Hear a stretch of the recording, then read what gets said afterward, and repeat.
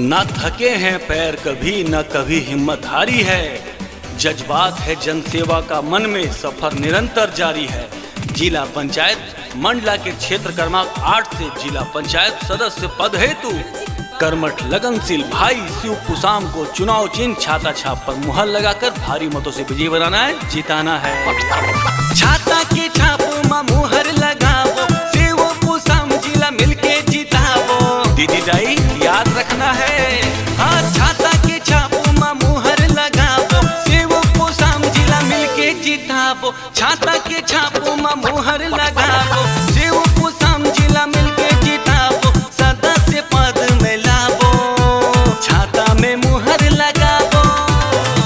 न थके हैं पैर कभी न कभी हिम्मत हारी है। जज्बात है जनसेवा का मन में सफर निरंतर जारी है।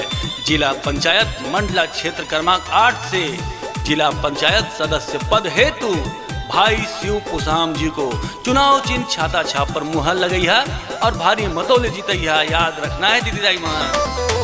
सोना मोरे काका काकी, सोना मोरे भाई बहनी हो, शिव कुसाम जिला मिलके जिताबो। छाता में मुहर लगाबो जी।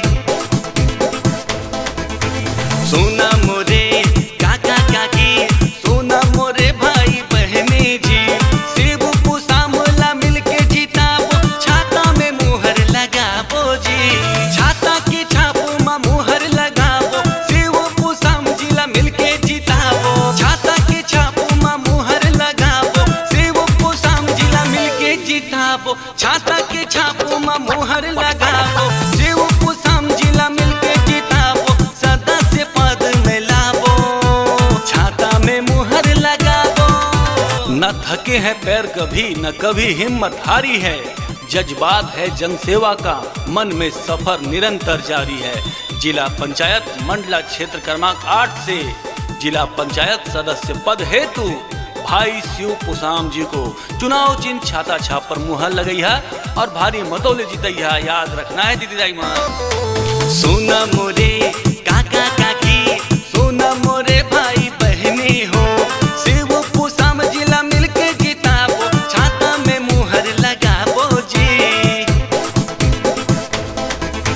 सोना मोरे काका काकी, सोना मोरे भाई बहनी जी, शिव कुसाम ला मिलके जिताबो। छाता में मुहर लगाबो जी।